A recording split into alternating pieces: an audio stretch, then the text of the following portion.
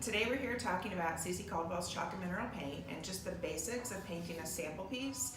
We're going to use Simply White, one of our classic colors that we have, and I have a can here today. I'm going to show you when I open it how thick this paint actually is.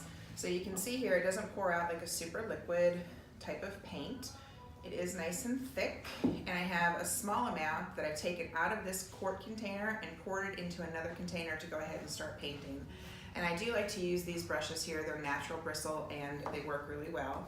So I go ahead and dip in my brush, take off the excess, and then I'll apply it in thin coats across the wood.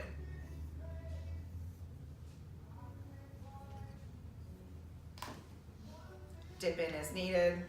Again, you want one thin coat. On this piece, I'm not painting on the sides. I have one thin coat on here, and then I'll go ahead and let this dry completely before I apply a second coat. In the meantime, I'll put this brush in water and let it sit there until I'm ready to go ahead and put on the second coat. Then I'll take it out and I'm ready to go again. We're back. This piece is completely dry with its first coat. One of the things I do want to mention is that when you walk away from your paint, you do want to cover it so that it doesn't dry out. I've taken my brush out of the water.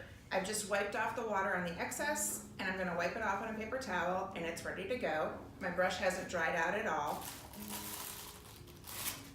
I just uncover my paint, and I'm ready to paint the second coat. So we have a nice completely dry piece, and again, a nice thin coat. Paint in direction of the grain. Get paint on your brush again as you need it. Try not to overbrush as you're applying. I've got great coverage here in the second coat, and then once this is dry, I'll decide if I need a third coat or not. Most likely not. This has really good coverage. I'll cover up this paint, I'll let this dry, and then I'll come back and see if I need a third coat or if I'm ready for my finish. We've got 2 coats of paint on here now. We're ready to do any distressing that we want and apply our finish. All chalk and mineral paint needs to have a finish to make it solid and stand up to any type of wear and tear. So if you want to distress, now is the time to do so, and you don't have to sand to do this. All you need is a baby wipe. So we just take our baby wipe and we'll go ahead and rub on the paint wherever we want to distress. Not sure if you can tell exactly where I've distressed on here, but there is a little bit of worn off paint in this area down here below, and the rest is solid.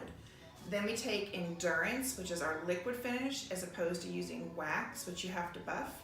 It goes on very thin. It's a milky type of product. You put it on extremely thinly, paint it on. It does not have to be buffed. It goes on a little milky. You don't want to overbrush when you're applying. Put it on as thinly as possible.